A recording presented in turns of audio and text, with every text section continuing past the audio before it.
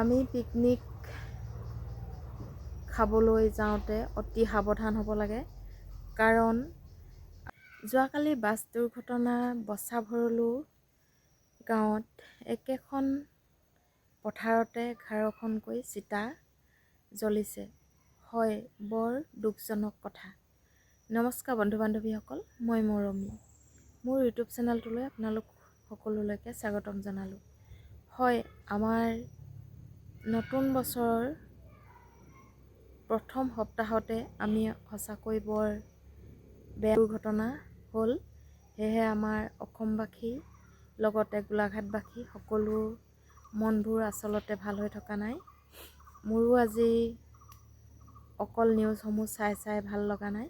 সেয়েহে মই মোৰ ভিডিঅ'টোৰ যোগেৰে আপোনালোকৰ লগত দুষাৰ কথা পাতিম বুলি চেষ্টা কৰিছোঁ।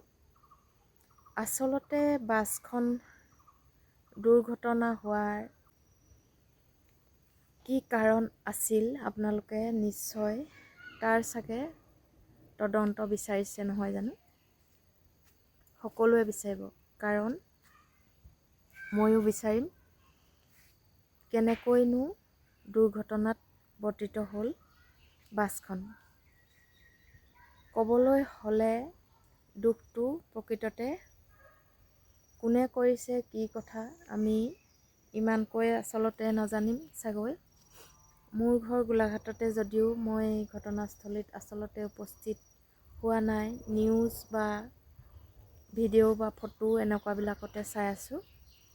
সেইবিলাকত চাই বা শুনি আমি অতি সহজতে বুজি পাইছোঁ যে 4 লেন ৰাস্তা বনাই আছে আৰু ৰাস্তাটোৰ এটা ৰাস্তা বন্ধ কৰি দিয়াত যিখন কয়লা ভৰ্তি ট্ৰাক সেইখন ভুল দিশত যাত্ৰা কৰি আহিলে আৰু এওঁলোকৰখন গৈ থকা বাছখন ইতিমধ্যে ঘটনাস্থলীৰ ওচৰ পাওঁতেই নিশ্চিন্ত মনে গৈ থাকোঁতেই তেখেতলোকৰ ট্ৰাকখনৰ সৈতে মুখামুখি সংঘৰ্ষ হয়।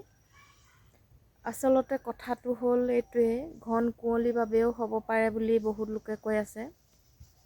কাৰণ 2টা, 2:30, 3টা বজাত, 2:30 বজাত বুলি কৈছে কোনোবা এগৰাকীয়ে। 2:30 বজাত তেওঁলোকে ঘৰৰ পৰা ওলাই গৈছে। ঠিক সিমানটো মানতেই দেৰগাঁও বালিজান পাইছিলেগৈ আৰু সেই সময়ত আচলতে কুঁৱলী দি আছিলে। কুঁৱলী দি থকা সময়ত হয়তো বাছ চালকজনে মনিব নোৱাৰিলে বা ট্ৰাক চালকজনেও মনিব নোৱাৰিলে।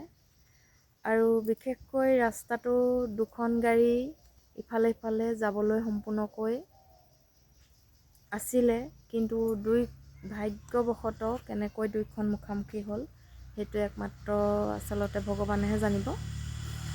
আমি এতিয়া দেখিছোঁহে, কিন্তু তাত ক'বলৈ একো ভাষা নাইকিয়াকৈ গাড়ী দুখন দেখি আচলতে গম পাইছোঁ।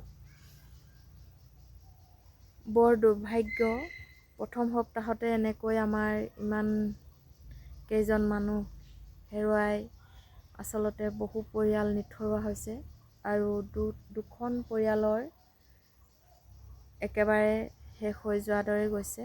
এখন ঘৰৰ 5জনকৈ লোক তেওঁলোকে পৰিয়ালৰ পৰা হেৰুৱাইছে আৰু মৰ্মান্তিক ক'বলৈ হ'লে। এতিয়া কথাটো হ'ল কি, আমি পিকনিক খাবলৈ যাওঁতে অতি সাৱধান হ'ব লাগে, কাৰণ আমি পিকনিক খাবলৈ যোৱা আগমুহূৰ্তত যিকোনো জেগালৈ গ'লে আমি পোনপ্ৰথমতে এখন গাড়ী বন্দবস্ত কৰোঁ। সেই গাড়ীখন হয়তো আমি বন্দবস্ত কৰোঁ, কিন্তু দাম দৰহে কৰোঁ। দাম দৰত পতাই আমি গুচি আহোঁ, কিন্তু সম্পূৰ্ণ দায়িত্ব থাকে মালিকজনৰ। মালিকজনে ড্ৰাইভাৰ কাক পঠিয়াব আৰু গাড়ীখন কেনেকুৱা দিব আমি সেইটো বিচাৰ বিবেচনা কৰি নাচাওঁ। মোৰ জনসাধাৰণলৈ এটা আহ্বান, যাতে দ্বিতীয়বাৰ এনেকুৱা ভয়াৱহ পথ দুৰ্ঘটনা নহওক।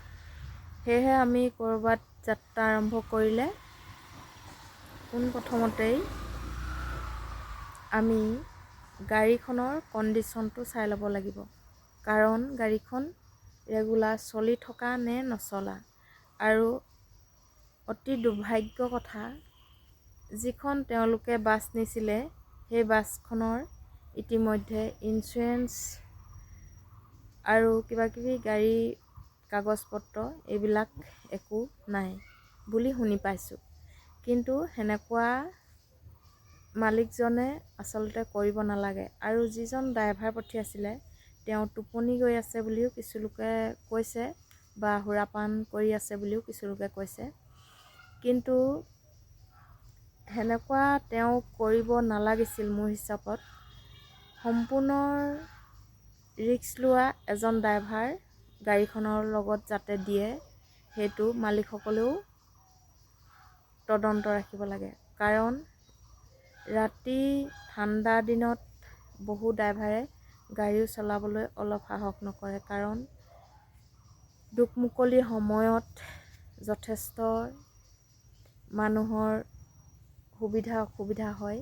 সেয়েহে আগৰ মানুহে কয় যে সন্ধ্যা পৰত আৰু দুক-মুকলি পৰত এই সময় দুটা অতিকৈ বেয়া। সেয়েহে তেওঁলোকৰ ইমান ৪৫জন ৫০জনৰ মানুহ গৈ থকা অৱস্থাত এজনৰো ভাগ্য ভাল নাছিল নেকি, আমাৰ নিশ্চয় প্ৰশ্ন হয়। সেয়েহে মই পুনৰবাৰ কৈছোঁ যে আমাৰ অসমবাসী পিকনিক যাওক, ফূৰ্তি কৰক, তাত কোনো আপত্তি নাই। পোনপ্ৰথমতেই গাড়ীখন চাই ল'ব, তাৰ দ্বিতীয়তে ড্ৰাইভাৰজন চাব, তাৰ তৃতীয়তে আপোনালোকে সাৱধান হৈ যাব। সাৱধান হৈ গ'লে আচলতে বিপদ আহিলেও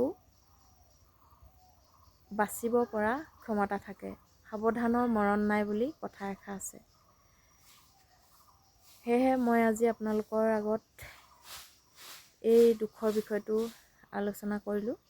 আৰু যদি ভাল লাগে কথাকেইটা লাইক, কমেণ্ট, শ্বেয়াৰ কৰি দিব বুলি আশা কৰিলোঁ। আৰু মোৰ চেনেলটো যিসকলে নতুনকৈ চাইছে তেওঁলোকে ছাবস্ক্ৰাইব কৰি দিব বুলি আশা ৰাখিলোঁ। মোৰো বৰ বিশেষ ভাল নাই লগা। সেয়েহে আপোনালোকৰ পৰা মই আজি ইমানতে ভিডিঅ'টো সামৰণি মাৰিলোঁ।